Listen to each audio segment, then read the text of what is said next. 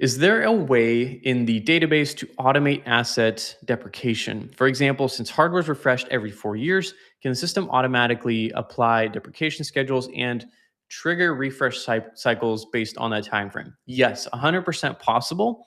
There's a few ways you can go about this. So typically, you'll have an asset and you could run automations that say um, you could actually have like a field that's we could call it like percentage of life percentage or something like that. And every year you could have it run and just dock based on the deployment date, a certain percentage. You could even run it daily if you wanted to.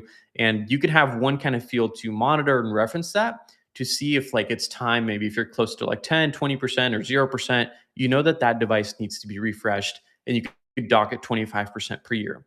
Another way to do this, and probably the more common way, is to set up an automation in Jira Service Management that'll say check on these laptops and make sure that they're refreshed by end of this period. So, for example, you could run an annual automation that says look at all of my assets and anything that has is 3 years or older, create a ticket for it inside of Jira Service Management for it to be replaced. This is probably the more common way to do it because it actually gives you an action item to work towards.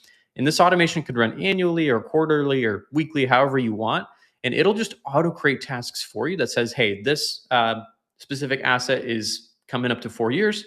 We need to make sure that we replace it. And you could even round robin assign it to your team or assign it to someone in particular who's like in charge of the hardware or infrastructure in your organization. That's probably the method that I would go with.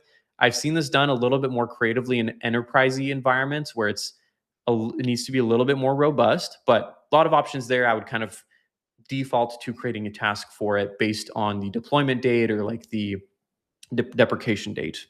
Real quick, I know this looks like a lot. And if you'd rather just have me and my team help implement exactly what I'm showing you in this video, that is exactly what we do. We're currently opening up 4 more slots for our Jira strategy. We only run 4 of these per month. If you're interested, hit the first link in the description below.